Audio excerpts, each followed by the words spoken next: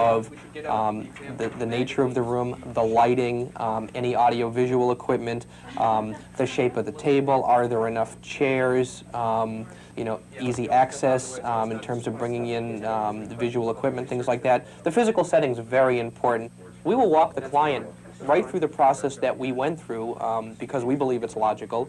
So we would certainly open by stating what he wanted to accomplish, because that's why we're hired and why we're there.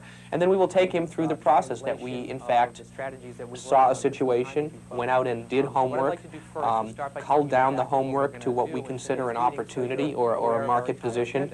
So what we're going to do is, first we're going to talk about what we call the current situation, and that is really the state of the hotel when we all first got together. Inevitably, in every presentation you make, there's feedback, there's give and take. So an important part of the whole presentation process is client feedback and answering their questions, their concerns, and any other, providing any other information they may request during the meeting. One statement, but we feel that this statement really very accurately reflects who you want to be to your customers.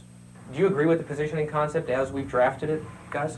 Absolutely. It's also extremely important that we establish consciousness of the positioning statement with the entire staff of the hotel.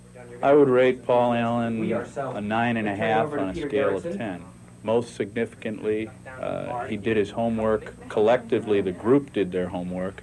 They allotted and spent time to dig into the objectives of what we were trying to do, and then went back to their think tank or work table and put it all together. And I think they came in with a presentation that exuded a heck of a lot of confidence.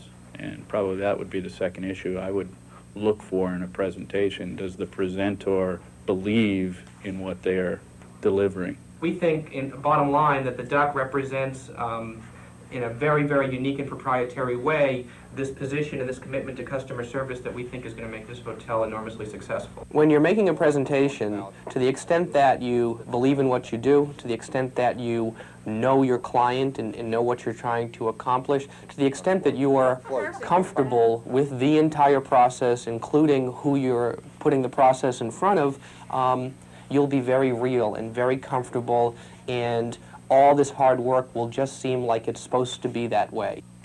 As you can probably guess, the ad agency won the account. They succeeded because they made their presentation easy, apt, and real. We've already discussed how they made the presentation easy and apt, but how did they make it real? First and foremost, they were themselves, energetic and natural in voice and gesture, and completely sincere and convincing. And they painted an engaging visual picture at the center of which sat their campaign symbol, a rubber duck, the symbol of personalized service the hotel was eager to communicate. Acquiring the skills that go into a complex presentation like this does take time and practice, but they can be acquired. A testimonial to that is Buzz Luttrell, both an expert corporate presenter and a broadcast talent, but he readily admits he wasn't born a pro. I started out in radio as an open-line talk show host, addressing any issue that the callers wanted to discuss. Went into television as a talk show host and eventually became a television news reporter. Won a couple major awards in Detroit, and then was more or less referred to Boston for the People Are Talking program as a host. And in that chain of events, I learned a lot about presenting, mostly the importance of being prepared and being as relaxed as you can possibly be, and thirdly, being as real as you can possibly be.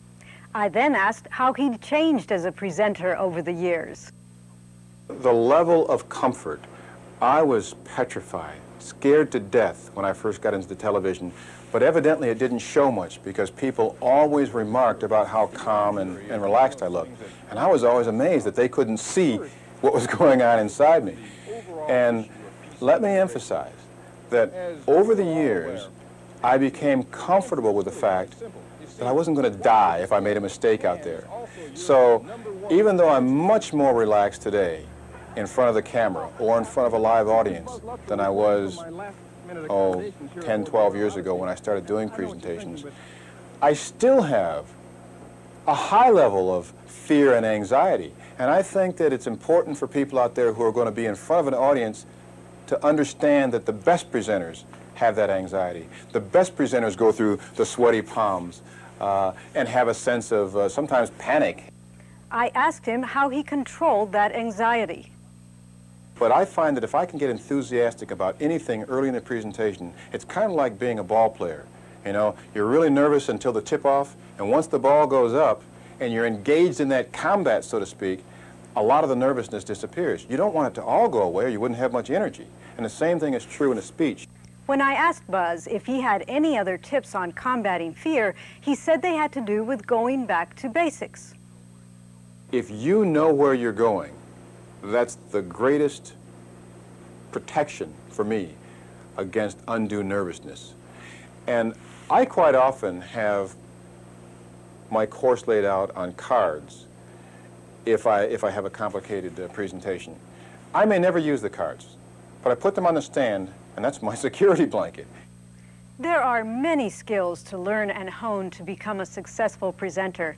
Here are some of the key elements required for a successful delivery. To establish rapport with your audience, it's essential to maintain eye contact with them, even when using visuals.